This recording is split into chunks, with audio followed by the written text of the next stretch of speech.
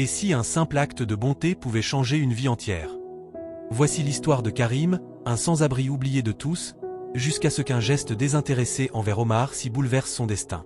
Karim, 48 ans, vit dans une ruelle étroite de Montmartre depuis presque 5 ans. Avant, il était électricien, un homme fier de son travail. Marié, père d'une petite fille, il avait une vie simple mais heureuse. Mais une série de coups durs, un divorce douloureux, un licenciement brutal, puis la perte de sa maison l'ont peu à peu plongé dans la rue. Karim marche sous une pluie battante, ses chaussures trempées laissant des traces sur le trottoir.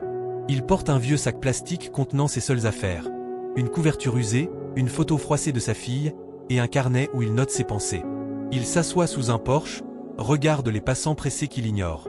Un enfant le pointe du doigt, mais sa mère le tire rapidement en détournant le regard. Chaque jour, Karim mendie un peu d'argent, espérant pouvoir s'acheter un café chaud. Mais ce qu'il aime le plus, c'est observer les gens et imaginer leurs histoires, ainsi que leur bonheur, car le sien, il l'a perdu depuis longtemps. Il se rappelle souvent de lui plus jeune, dans un atelier où il répare un tableau électrique en riant avec ses collègues.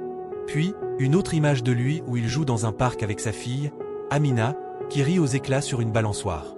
Enfin, une scène plus sombre de lui où il est seul dans un appartement vide, tenant une lettre d'expulsion, les larmes aux yeux. Il se souvient de chaque détail de sa vie d'avant. Mais aujourd'hui, il n'est plus qu'un fantôme aux yeux du monde. Un matin glacial, Karim se rend devant une boulangerie de Montmartre où la patronne, une femme au visage fatigué mais bienveillante, lui donne parfois un croissant invendu. Ce jour-là, une cliente, émue par son regard, lui offre un sandwich tout chaud. Karim la remercie d'un sourire timide et s'assoit sur un banc pour savourer son premier vrai repas de la journée. Il savoure chaque bouchée, fermant les yeux pour mieux apprécier la chaleur du pain.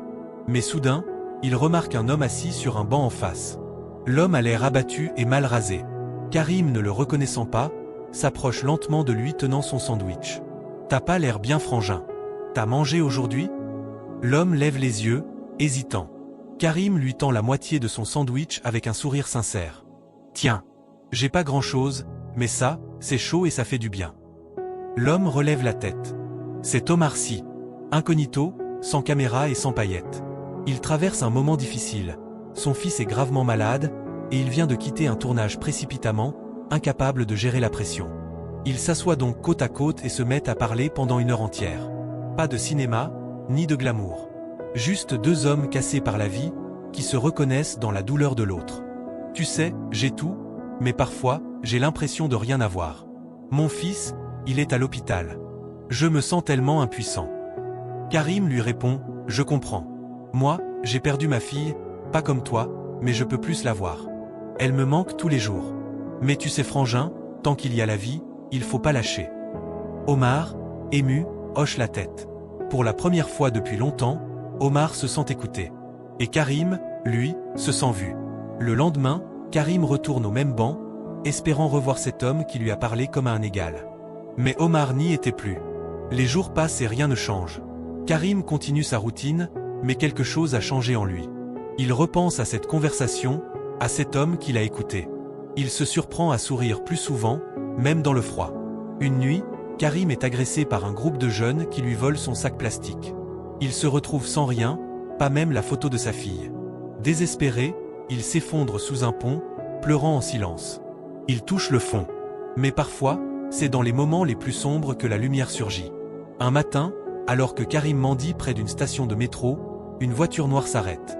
Un homme en costume descend, l'air sérieux. « Vous êtes Karim ? » ?»« Oui, pourquoi ? » ?»« Monsieur Sy souhaite vous voir. » Karim est conduit dans un hôtel luxueux, un endroit qu'il n'aurait jamais imaginé fouler un jour. Les lustres scintillent, le sol de marbre brille, et il se sent minuscule dans ses vêtements usés. Omar Sy l'attendait dans le hall, un sourire chaleureux sur le visage. Il lui dit « Tu m'as donné ton sandwich sans savoir qui j'étais. Tu m'as parlé comme un frère. T'as rallumé une lumière dans un moment sombre. Et maintenant, c'est à moi de te tendre la main. » Karim, ému, baisse les yeux. Je sais pas quoi dire. J'ai rien fait d'exceptionnel. Si, tu l'as fait. Et je vais t'aider à te relever, comme tu m'as relevé ce jour-là.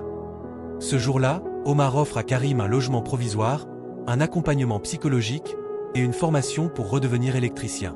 Mais il lui donne aussi autre chose, de l'espoir. On suit Karim dans ses premiers jours de transition. Il emménage dans un petit studio, modeste mais propre. Il regarde autour de lui, incrédule, touchant les murs comme pour s'assurer que c'est réel. Karim commence sa formation. Ce n'est pas facile. Il a oublié beaucoup de choses, et ses mains tremblent parfois. Mais il s'accroche, motivé par l'idée de revoir sa fille un jour. Il rencontre dans un centre social, une assistante sociale qui l'aide à retrouver la trace d'Amina. Il découvre qu'elle vit avec sa mère, mais qu'elle n'a jamais oublié son père. Une lettre arrive, Amina veut le revoir. Karim lit la lettre, les larmes aux yeux, et murmure « Je vais y arriver ma princesse ».